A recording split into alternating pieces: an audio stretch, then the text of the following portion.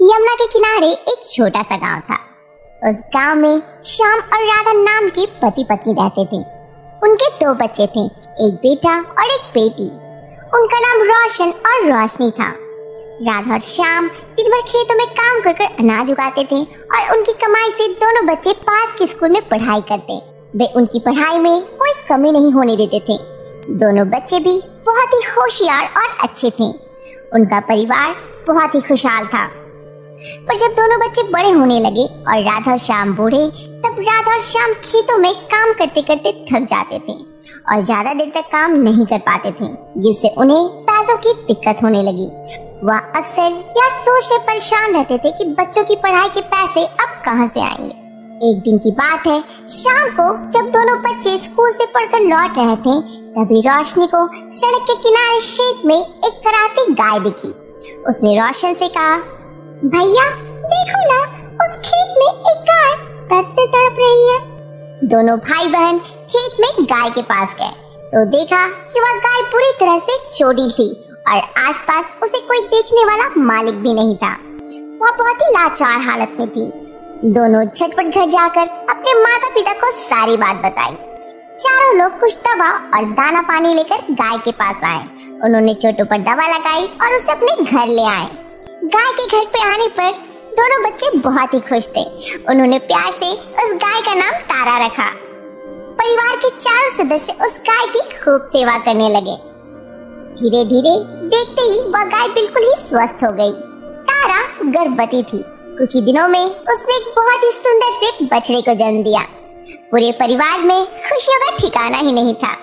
दोनों बच्चे बछड़े के साथ खूब खेलते और बहुत ही मस्ती करते थे। तारा रोज सुबह शाम दूध देती, जिसे वे पनीर, दही और मक्खन बनाते और बाजार में बेच देते थे। इससे उन्हें अच्छे पैसे मिल जाया करते थे। अब दोनों भाई बहन के स्कूल की फीस की चिंता भी खत्म हो गई थी। गाय के गोबर से उनके खेत भी बहुत उपजाऊ हो गए।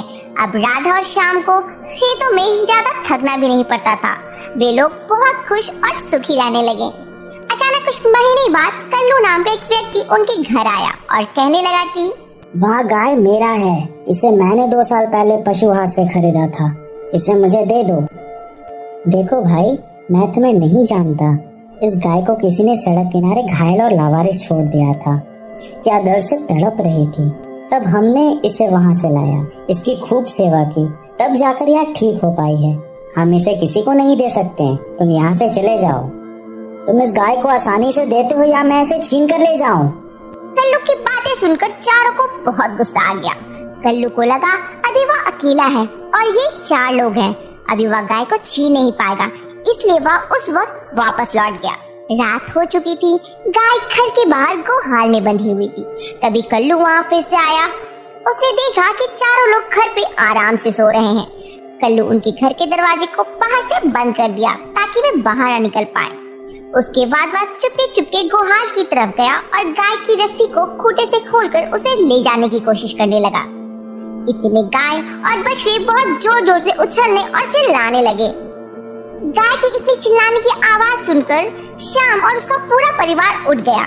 उन्होंने घर से बाहर आने की कोशिश की, पर कल्लू ने घर का दरवाजा तो बाहर से ही बंद कर दिया था। घर का बाहर का दरवाजा बंद होता देखकर वह खिड़कियों से जोर जोर से चिल्लाने लगे। इतना शोर सुनकर मोहल्ले के सभी लोग जाग गए और वहां पहुंच गए। कल्लू को वहां देखते ही उन्हें सारा माजरा समझ में आ गया और गांव के सभी लोगों ने कल्लू को पकड़ लिया। कल्लू उन सभी से माफी मांगने लगा, पर लोगों ने उसकी इस हरकत के लिए उसे पुलिस के हवाले कर दिया। अब तारा बिल्कुल सुरक्षित थी। वह अपने पूरे परिवार के साथ खुशी खुशी रहने लगी। उम्मीद है दोस्तों आपको ये कहानी पसंद आई होगी। अगर आपको ये कहानी पसंद आई है तो इस वीडियो को लाइक करें, लोगों से शेयर करें और अपने इस चैनल को सब्सक्राइब करना ना भूलें।